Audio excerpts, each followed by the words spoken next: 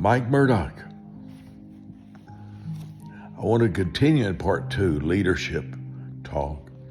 This is about my book, 77 Wisdom Keys. I love this little book. I focus on each page on 3 wisdom keys. The one I'm stirred about is the unhappy disciple becomes your Judas. An unhappy person wants a reaction, wants a change, and they never blame themselves.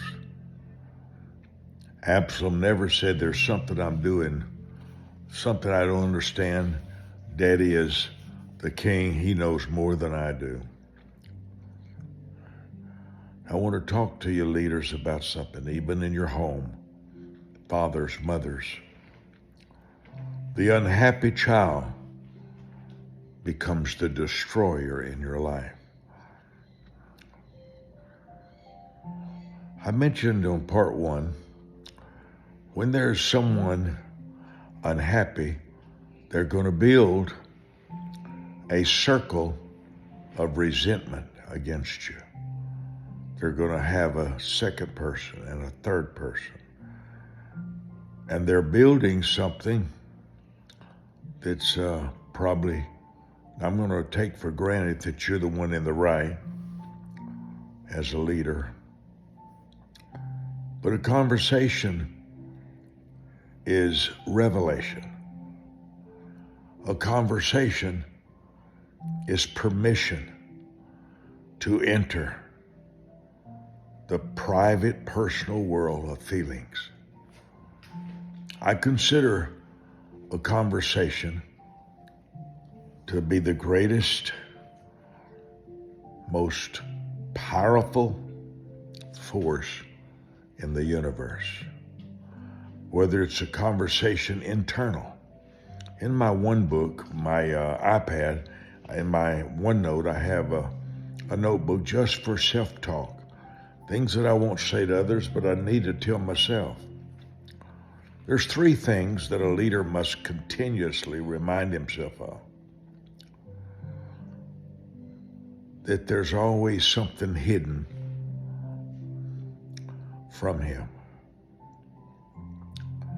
Sometimes it's purposeful. Sometimes it's accidental. Sometimes it's unknowing. Hidden information is valuable because it changes all your decision making. One piece of information changes your whole world. Illustration. I met a pastor and his wife, a young preacher, working for a major name preacher here in Dallas. I liked them. They were friendly, warm, easy to talk to.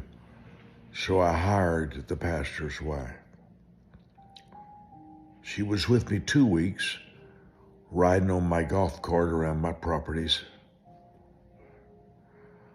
And I caught her in 2 or 3 lies right off the bat. Well, most of you know, my favorite scripture in the 783,000 words in the Bible, my favorite scripture, one is Numbers 23:19. God is not a man that he should lie.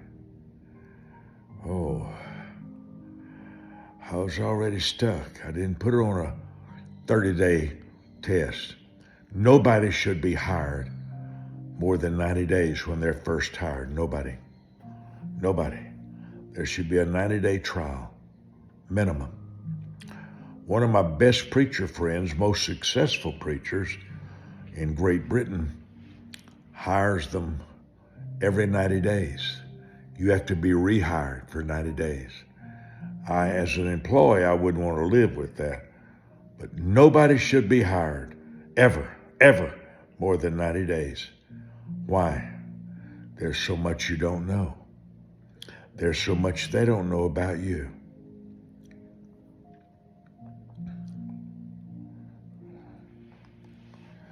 I kept her on, but I put her under my manager rather than to be with me, because I find deception unbearable for me. Now, you have to live with it somewhere in your life, but it's affected me too much. It's really affected me.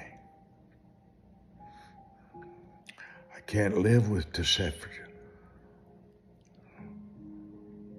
I'm an Irish Cherokee Indian guy, 7/8 Irish, 1/8 Cherokee Indian. I'm a confrontation kind of guy. And if I think you're crooked, I want to talk to you. I want to face you. So I let her stay, but under someone else. One day a man walked in, one of our vendors at the Wisdom Center. He said, I hope Dr. Murdock doesn't allow that woman over there close to his checkbooks.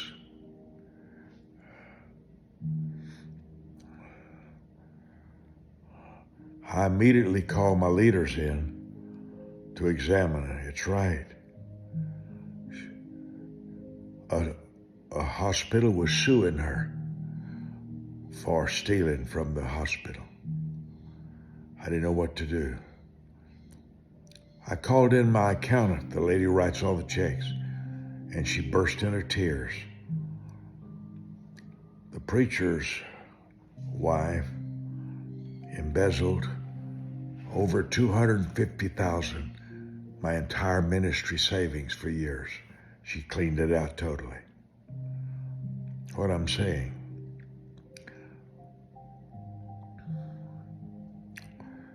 there's a reason